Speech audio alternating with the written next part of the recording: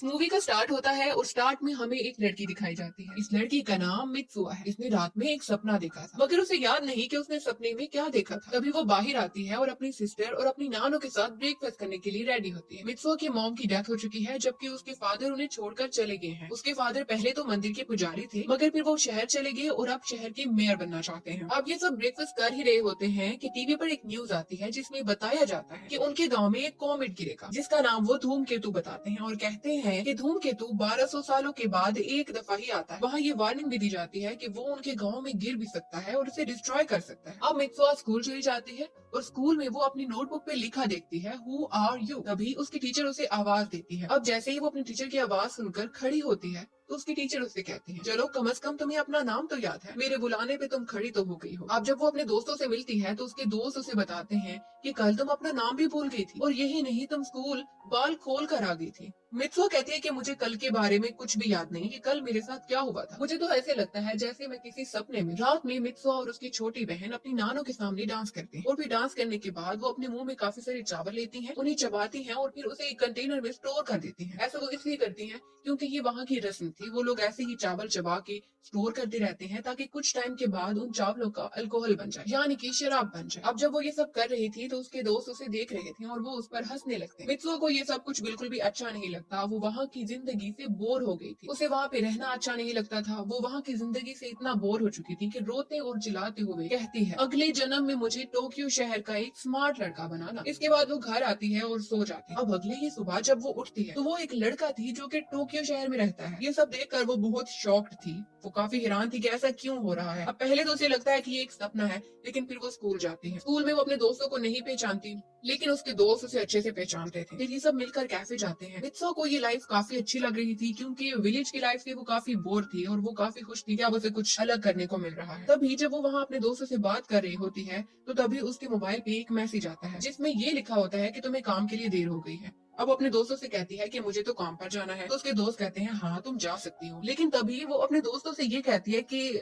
मैं वैसे काम कहाँ करती हूँ। ये सुनकर उसके फ्रेंड काफी हैरान हो जाते हैं और उसे बताते हैं कि तुम कहाँ काम करती हो। एक्चुअली में मित्सुआ एक रेस्टोरेंट में काम करती थी। वहाँ जाकर वो सारा काम मेस्ड अप कर देती है क्योंकि उसे पता ही नहीं था कि उसने काम करना कैसे है, लेकिन इसके बावजूद वो इस लाइफ को काफी इंजॉय कर रही है। अब रात को जब वो घर आती है तो सोने से पहले अपने हाथ पर मित्सुआ लिख देती है ताकि वो अगली सुबह जब उठे तो वो पहचान पाए। लेकिन जब वो अगली सुबह उठती है तो वो अपनी रियल फॉर्म यानी कि मित्सुआ की फॉर्म में थी और अपने ही गांव में थी। अब दूसरी तरफ वही लड़का उठता है जिसके हाथ पे कल मित्सुआ ने लिखा था और वो उसकी बॉडी में। वो अपने हाथ पर मित्सुआ लिखा देखता है, लेकिन उसे ये समझ नहीं आ रही थी कि कल क्या हुआ था। एक्चुअली में रात को जब ये दोनों सोते हैं तो ये दोनों अपनी बॉडी को बदल देते हैं। मित्सुआ ताकी के शरीर में आ जाती है और ताकी मित्सुआ के शरीर में आ जाता है। इस तरह से ताकी गाँव की जिंदगी जीता है और मित्सुआ वो ताकी की बॉडी में जाकर शहर की जिंदगी को एंजॉय करती है। अब जैसे जैसे टाइम गुजरता जाता है तो उनके आसपास के लोग उन्हें एहसास दिलाते हैं कि वो एक दिन पहले क्या कर रहे थे। उन्हें बताते हैं कि एक दिन पहले तो तुम ऐसे थे ही नहीं, तुम कुछ अलग हरकतें कर रहे थे और आज तुम और कर रहे हो। अब इन्हें भी यकीन हो जाता है कि कोई और है जो उनकी बॉडी में आता है। अब ये सोने के बाद एक दूसरे के लिए मैसेजेस छोड़ देते हैं, जैसा कि एक दूसरे को बताते हैं कि सारा सारा दिन इन्होंने क्या किया,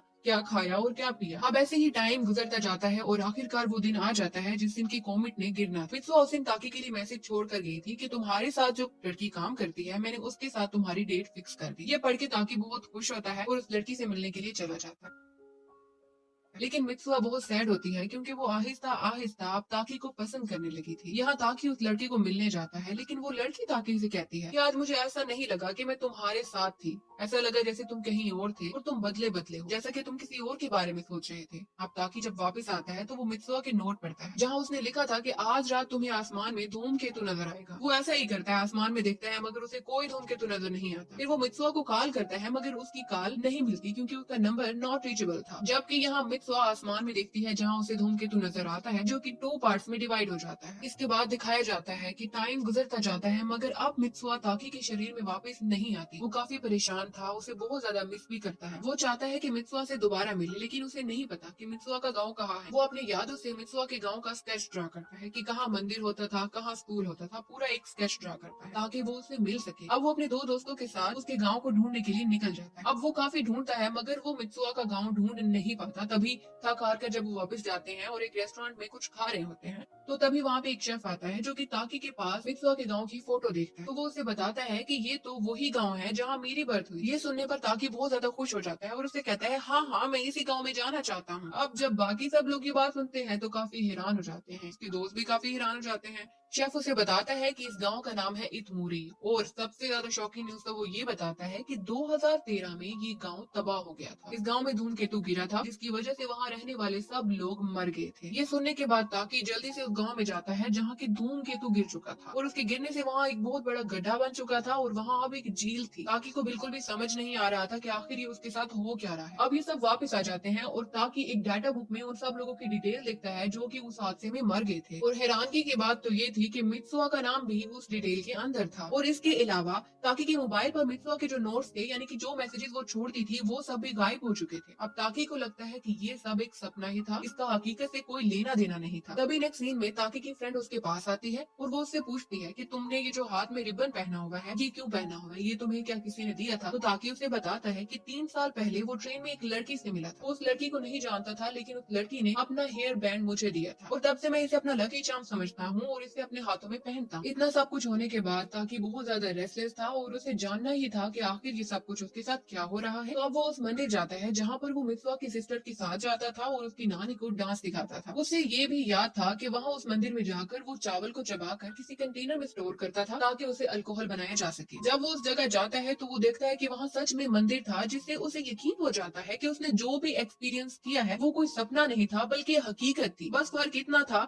कि ताकि 2016 में रहता था जबकि मित्सुआ इस वक्त 2013 में हुआ करती थी। यानी कि ये दोनों अलग अलग टाइम लाइन में जी रहे थे। ये दोनों एक दूसरे की बॉडी में आ जाते थे और जब ताकि मित्सुआ को कॉल कर रहा था मगर उसका नंबर अनरीचेबल जा रहा था, तो इसकी वजह यही थी कि उस वक्त मित्सुआ मर चुकी थी। अब ताकि वहाँ पर बॉटल ढूंढने लगता है, वो बॉटल जिसमें कि उसने चावल चबाकर अल्कोहल बनने के लिए रखे थे। उसे वो बॉटल मिल जाती है, वो उसका ढक्कन खोल के जल्दी से उसे पी लेता है और पीने से पहले कहता है कि मैं दोबारा से एक चांस मांगता हूँ ताकि मैं सब कुछ ठीक कर सकूं। अब जैसे ही वो ये अल्कोहल पीता है तो उसकी माइंड में सब यादें रिवाइंड हो जाती हैं। जैसे कि उसे ये याद आ जाता है कि मित्सुआ ने इस गांव में अपनी लाइफ कैसे गुजारी थी। उसे ये भी याद आता है कि जिस दिन मित्सुआ ने उस लड़की के साथ ताकि की डेट फिक्स की थी, उस दिन वो बहुत ज्यादा दुखी थी। इसके अलावा वो टोक्यो भी आई थी और ट्रेन में ताकि से मिली भी थी, लेकिन तब ताकि ने उसे पहचाना नहीं था क्योंकि ये वक्त 2013 का था और वो उस वक्त मित्सुआ को नहीं जानता था। तब मित्सुआ ने उसे अपने बालों से हाथ से बना एक धागा दिया था, जिसे कि ताकि अब तक अपने पास अपना लकी चार्म समझ के रखता था। इसके बाद मित्सुआ काफी दुखी हो गई थी और वापस अपने गाँव आ गई थी।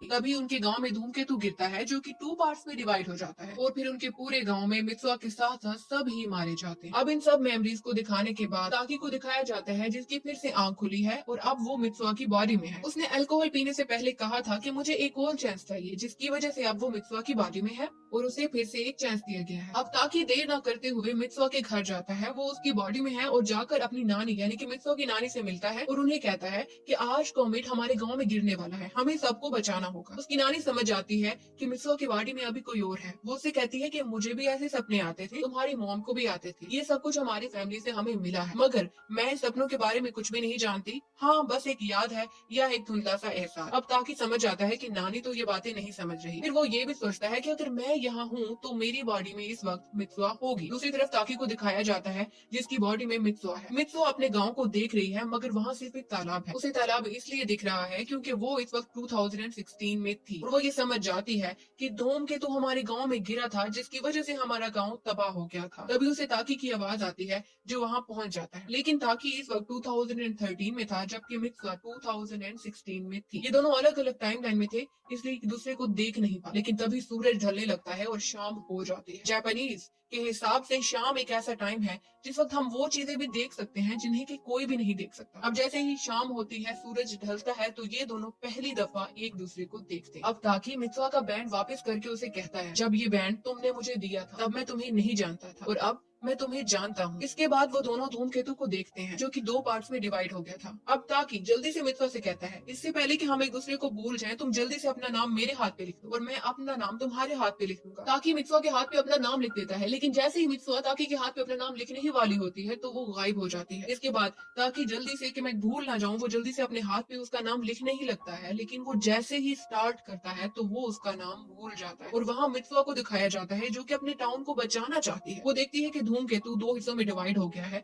और उसकी यादें आहिस्ता आहिस्ता खत्म हो रही थी। लेकिन तभी वो अपने हाथों पे देखती है जहाँ पे ताकी ने उसे लिखा था कि वो उसे पसंद करता है। उसने अपना नाम तो नहीं लिखा था मगर उसने ये लिखा था कि वो मित्सुआ को कितना पसंद करता है। अब मित्सुआ जल्दी से अपने पापा के पास जाती है और उनसे कहती है कि मुझे इस गाँव को बचाना है। धूमकेतु दो हिस्सों में डिवाइड हो गया है और इससे पहले कि हमारा गाँव तबाह हो जाए हमें कुछ न कुछ करना होगा। क्योंकि मित्सुआ पहले भी अपने पापा को ये बात बता चुकी थी और अब जब उसके पापा उसकी बात का प्रूफ देखते हैं, वो आसमान में धूमकेतु को डिवाइड होते देखते हैं, तो वो ये जान जाते हैं कि उनकी बेटी बिल्कुल ठीक कह रही है। अब ये सब लोग गाँव के सब लोगों को लेकर पास ही की एक स्कूल में चले जाते हैं और तभी वहाँ धूमकेतु गिरता है जिससे गाँव तो तबाह हो जाता है मगर क्योंकि ये लोग स्कूल में चले गए थे तो ये लोग बच जाते हैं। यहाँ ताकि सब कुछ भूल चुका था और वो वापस टोक्यो आ जाता है। वक्त गुजरता जाता है, उसे कुछ याद नहीं था मगर हाँ उसे कुछ अधूरा अधूरा महसूस होता था, जैसा कि उसकी लाइफ में किसी न किसी चीज की कमी जरूर है। उधर मित्सुआ भी अपनी फैमिली के साथ टोक्यो शिफ्ट हो गई थी मगर उसे भी ऐसा एहसास होता था जैसे उसे किसी न किसी की तलाश है, मगर वो नहीं जानती कि आखिर उसे किसकी तलाश है। एक दिन ये दोनों अलग अलग ट्रेन में सफर कर रहे थे और जब इन दोनों की ट्रेन आमने सामने से गुजरती है और ये दोनों एक दूसरे को देखते हैं तो इन दोनों को एहसास होता है जैसा कि ये वही है जिसकी तलाश इन्हें थी। अब जब ये दोनों अपने अपने स्टेशन पे उतरते हैं तो उसके बाद ये पागलों की तरह एक दूसरे को ढूंढते हैं। एक दूसरे को ढूंढते ढूंढते आखिरकार स्टेयर पर ये दोनों एक दूसरे के सामने होते हैं। अब ये दोनों बात तो नहीं करते और एक दूसरे को क्रॉस कर लेते हैं, लेकिन तभी ताकि से रहा नहीं जाता और वो मित्सुआ से कहता है क्या हम पहले मिल चुके हैं? तो वो कहती है हाँ शायद। उसकी आंखों में आंसू थे और तभी ये दोनों एक दूसरे से पूछते हैं व्हाट्स योर नेम, और यही ये मूवी योर नेम एंड हो जाती है।